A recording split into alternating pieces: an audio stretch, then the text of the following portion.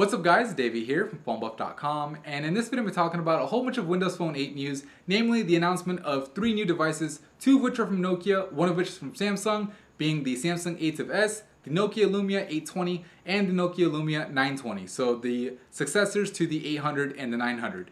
Out of the 3, I'm going to talk about first the one I'm most excited about, and that's the Nokia Lumia 920. You may ask, why am I most excited about it? Well, let's take one look at the specifications. First of all, this guy has a 4.5-inch Pure Motion HD Plus display. Pure Motion HD Plus basically means it's an IPS display with a resolution of 1280 by 768. So it's not the typical 1280 by 720 like you've seen on devices like the Galaxy S3, Galaxy Nexus, etc. But it's 1280 by 768, giving you a pixels per inch of 332. So it's significantly higher than some of those other devices that we've seen.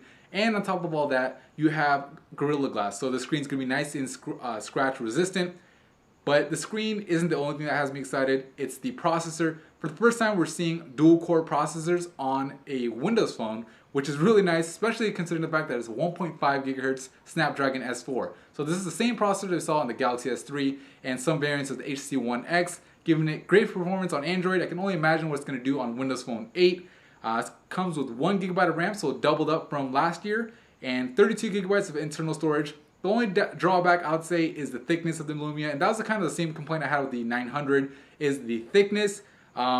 Basically, it's 10.7 millimeters thick. It's a little bit thicker than some of the other devices that I've seen out there, so that's kind of a drawback, but you're getting a premium design. The device weighs a little bit more than normal too. It's 185 grams. I know some other devices out there are like 135 grams, but hey, I'm not going to complain because I'm going to get nice premium build quality with these great specifications, but I'm not done yet. Another great thing about this phone is the camera.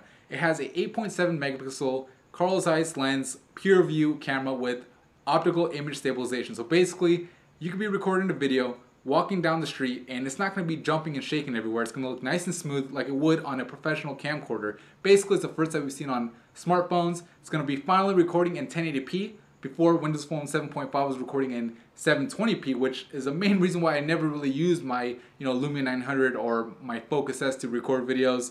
Front facer on this guy has a 720p camera, so that's pretty good as well. The battery is 2000 milliamps, which should be more than enough to power you through the day. And the colors that it comes in is yellow, red, white, gray, and black. The battery isn't removable, by the way, and we don't have a price or a release date just yet, but I'm expecting sometime in November. Let's go on to the next device. Let's look at the little brother of the Nokia Lumia 920, which Nokia themselves said it was the flagship phone. So the little brother of the flagship phone, the 820, is a 4.3-inch clear black AMOLED display with the same old resolution that we saw from last year's model at 800 by 480, giving you a PPI of just 216. Really not, something to be excited about. Honestly, kind of disappointing. But thankfully, some of the other specs have been improved, like the processor, same processor as the 920, the Snapdragon S4, got 1 gigabyte of RAM, only 8 gigabytes of internal storage, but it has an expandable micro SD card slot, which the 920 does not. So that's pretty cool. The thickness is a little bit less than the 920 as well, at just 9.9 millimeters, weighing less too at 160 grams. It's 1650 milliamp battery, should be enough to get you through the day considering it's an AMOLED display with the black background. You'll be saving more juice. Smaller screens not gonna take as much power, so shouldn't be an issue. By the way, both the Nokia Lumia 920 and the 820 have NFC capabilities. They have Bluetooth 3.0 and also wireless charging. So you're able to set them down on the little wireless charger, kind of like you saw on the Palm Pre from a couple of years ago. But really nice to be able to do that, especially if you're in the dark at night. You check a text message or email on your phone, and you can just set it down instead of trying to have to find that little micro SD port or micro USB port, which is almost impossible to find at nighttime. So anyway, that is the Lumia series. The next one I want to talk about is the Samsung ATIV S. So this one is basically, it's a Samsung Galaxy S3 converted to Windows Phone 8. So you have that same 4.8-inch AMOLED HD display, giving you a PPI of 306. You have 1.5 gigahertz Snapdragon S4 processor, like I said before, 1 gig of RAM, 16 gigabytes of internal storage, expandable up to 32 gigabytes for a micro SD card slot.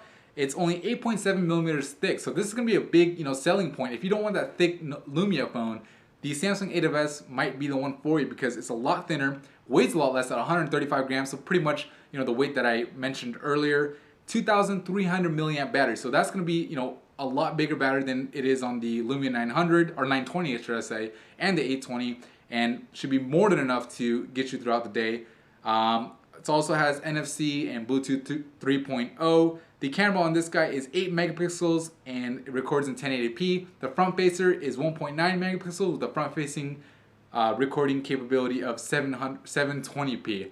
Alright, so something I forgot to mention about the Nokia Lumia 820 is the battery on that guy is actually removable, just like it is on the Samsung ATIV S, and the camera on it is 8 megapixels, but it doesn't have that same optical image stabilization feature that you see on the 920, so keep that in mind. The price should be lower as a result, but it doesn't have those high-end features, so if you're looking for a smaller device, you're not going to get that same camera capability, which is kind of unfortunate. But anyways, those are the 3 new Windows Phone 8 devices that are going to be coming out. Like I said, we don't have a release date on the 920 and we don't have it on the 820 or the ATIV S actually. We don't have pricing for any of the devices, but I'm guessing, you know, somewhere around $200, maybe $150 or less for the 820. I don't really expect the 820 to be seen stateside, but hey, maybe it will be.